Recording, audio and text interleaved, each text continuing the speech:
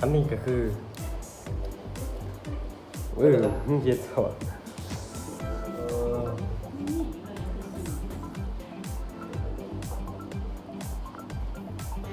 อันนี้ก็คือขั้นตอนกันซุปเนาะเขาจะบอจุซุปเขาจะบอจุดิบเขาจะจุซุปเนาะ กินแดง กินดิบบ่ได้เพราะว่าตอนนี้มันเป็นโควิด ต้องการกินดิบก็กินดิบ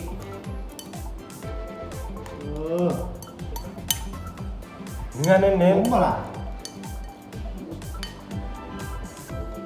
นิดนิด มันมีแต่น้ำ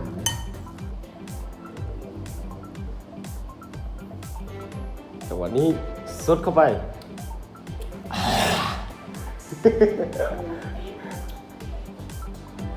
มันก็ขม มันไม่ขม ฮะ นี่ก็คือเคี้ยวของพวกเรานะ อันนี้มันยังไงไส้หรอไส้คะน้านะทุกคน เอาบัว จัดไป เป็นอะไรบ้างเนี่ย เป็นยังไง โอ้เจอคำแรกก็มันต้นมาคิดเขาหน่อยไม่ใช่อย่างเรียน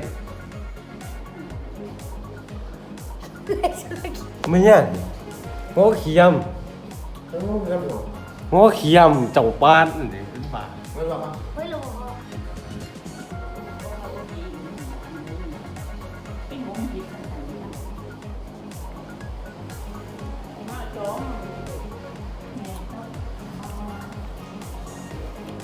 ทุกคนกินน้ำกันเด้อจังหวะดี โอเค ได้ยังมอง จังหวะนี้ เรากันช่วยฮะการลงเราเข้าใจแก้วเองไงมันเราก็ยังไง หมดเลย เดี๋ยวก็แบบ แซ่บเลยเจ้าอย่าขมๆแซ่บ เดี๋ยวเดี๋ยวก็ได้กินหนึ่งอย่างเดี๋ยวก่อนเดี๋ยวก่อน ดิบอยู่นี่ ๆจัดไป จังหวะจังหวะ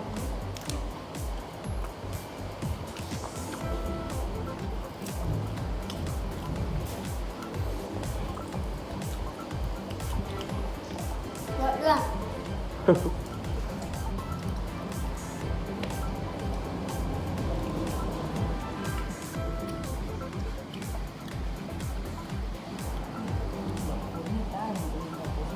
จัดไปทุกคน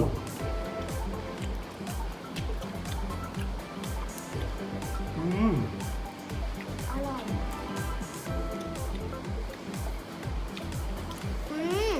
อร่อย แซ่บกว่านี้ก็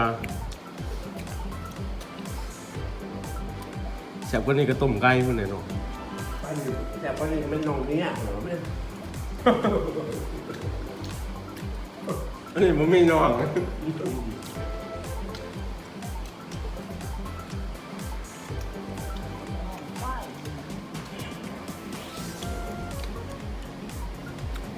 จัดไปทุกคนคุย สามเนี่ย เฮ้ยเอาหัวเดียวไป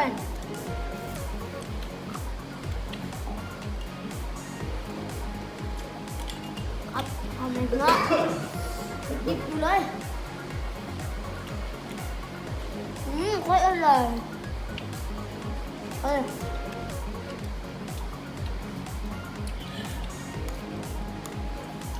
โอเคไว้ดิบอยู่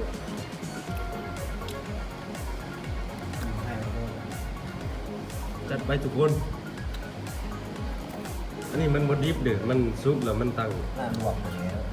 ตั้งแดงสิเนื้อซุปจัดไปทุกคน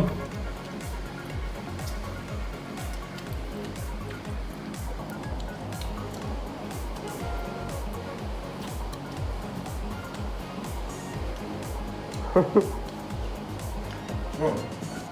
ล้วก็โคตรจริง หลับซ้องเลยอ่ะ ฮะ อัน นนี้ก็คือรอบสอง ไฟมุ้งโคตร กินแบบนี้กัน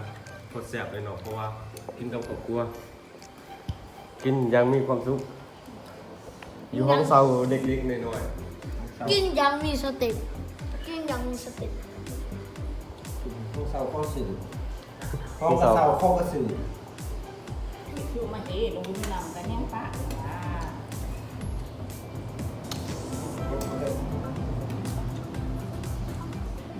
ๆบีมเข้าลงไปทุกคน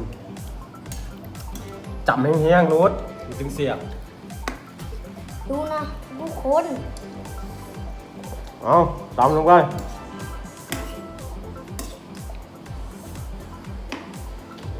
ปิด หมูข้าว ปิดไป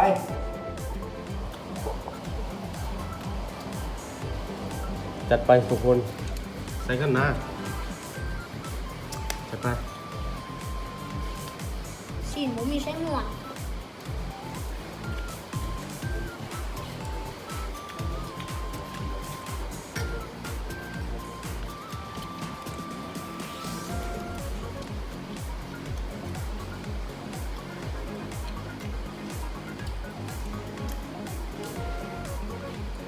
ห้องเศร้าข้อสื่อ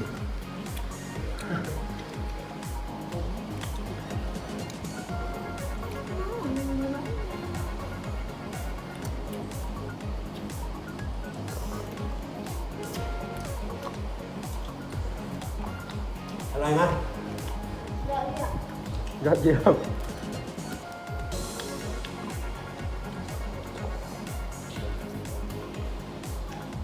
หมูจังเลย